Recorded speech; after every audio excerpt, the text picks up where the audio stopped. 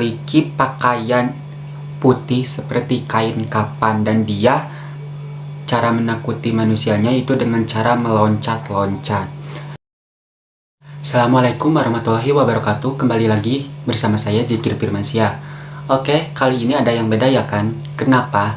Karena akun YouTube aku yang kedua sudah kembali di Bandit.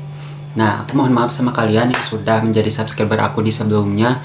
Kalau video aku ini memang seringkali memposting video-video yang di luar dari yang seharusnya aku bahas.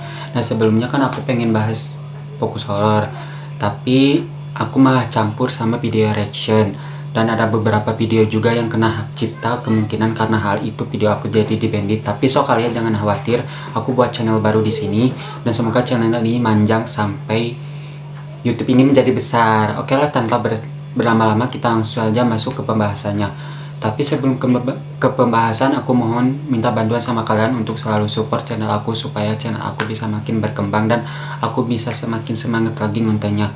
Oke, jadi di cerita kali ini aku bakalan membahas tentang kisah horor tentunya. Aku akan membahas tentang kisah pembukaan horor kembali ya di channel YouTube aku yang baru ini, yaitu tentang kisah horor urban legend.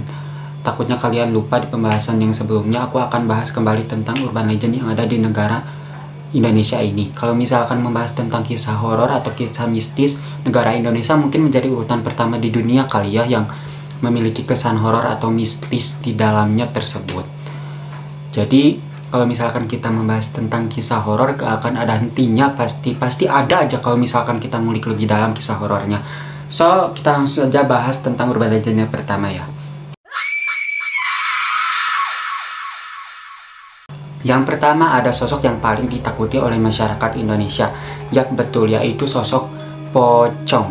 Jadi sosok pocong ini merupakan sosok yang memiliki perawakan seperti mochi sih kalau kita lihat gitu ya. Aduh maaf ya, jangan sompral aku sendiri di rumah. Seperti ya kalian tahulah sosok pocong seperti apa perawakannya. Memiliki pakaian putih seperti kain kapan, dan dia cara menakuti manusianya itu dengan cara meloncat-loncat. Dan diyakini kalau sosok pocong ini merupakan sosok dari arwah pria yang meninggal dunia secara tidak wajar. Dan ada beberapa artikel yang mengatakan kalau si sosok pocong ini memiliki mata yang merah dan wajah yang berdarah. Dan ada yang mengatakan juga kalau si wajah pocong ini polos tapi hitam menyeramkan, gosong gitu. Gosong kayak habis kesetrum. Kalau misalkan menurut kalian gimana wajahnya? Atau kalian sendiri punya pengalaman ketemu sama pocong? Boleh bagi pengalaman kalian di kolom komentar, atau enggak bisa tulis di email aku ya. Yang kedua, ada sosok kuntilanak. Nah, sosok hantu perempuan ini sering menakut-nakuti manusia, terutama laki-laki ya tentunya, dengan suara menyeringai, suara ketawa atau suara nangisnya. BTW ini aku sendiri loh di rumah, ketawa nangisnya. Dan selain terkenal karena ketawanya, karena nangisnya, ternyata sosok kuntilanak ini memiliki cerita yang kelam juga. Dikatakan kalau semasa hidupnya dia ini merupakan seorang wanita yang diperkaos oleh pria yang tidak bertanggung jawab. Akhirnya dia hamil nih, dan pada saat dia hamil justru dia malah dikek nyawanya sama orang lain sampai meninggal dunia bersama bayi yang ada di dalam kandungannya. Jadi itulah cerita sedikit asal usul dari kuntilanak. Nah, kalau kalian ada penambahan tentang urban legend kuntilanak, boleh kalian tambahkan deh di kolom komentar. Yang ketiga, ada sosok tuyul. Nah, sosok tuyul ini dalam bahasa Jawa disebut tuhuyul ya. Ya kita nyebutnya tuyul juga sih, cuman beda dari huruf depannya aja gitu. Pakai H, kalau kita nyebutnya kan langsung tuyul gitu. Jadi sosok tuyul ini diyakini oleh masyarakat Jawa sebagai sosok hantu anak kecil berbentuk badan kerdil dan memiliki jembut atau sedikit rambut di kepalanya gitu. Jadi masyarakat Jawa meyakini kalau sosok tuyul ini merupakan hantu anak kecil kerdil yang memiliki jembut ya di kepalanya sedikit atau kuncir lah gitu. Tapi ya masyarakat Indonesia meyakini kalau sosok tuyul ini merupakan sosok yang suka mencuri uang untuk bisa diberikan kepada tuannya. Dan nanti sebagai imbalannya si tuan perempuan yang harus menyusui tuyul itu. Harus menyusui, yaitu susunya susu darah. Next, yang terakhir.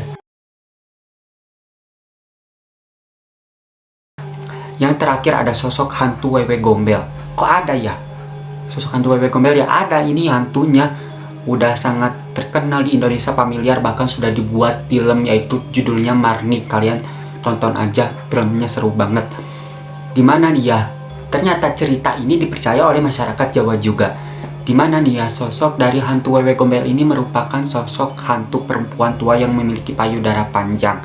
Dan ia sering sekali menculik anak-anak kecil seusia sekitar 7-9 tahunan yang selalu ditelantarkan gitu, jadi didiemin gitu sama orang tuanya, nggak diperhatiin sama sekali, apalagi pada waktu senja atau maghrib.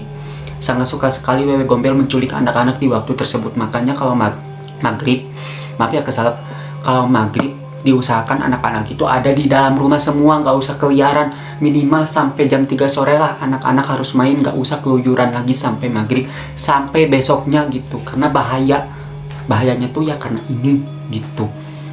Dan mereka ini sebenarnya gak jahat gitu ya, mereka ini hanya ingin menculik dan memelihara si anak-anak. Oke lah, jadi itu ya perjumpaan kita saat ini. Mohon maaf kalau videonya singkat karena ini awalan kembali channel YouTube aku akan dikembangkan. Kalian jangan berkecil hati, aku bakal sering upload kok di sini ya dengan tema horor sama. Kalian jangan bosan lah untuk nonton video aku di sini dan jangan lupa supportnya juga ya. Sekian dulu ya perjumpaannya, semoga kalian suka. Bye bye.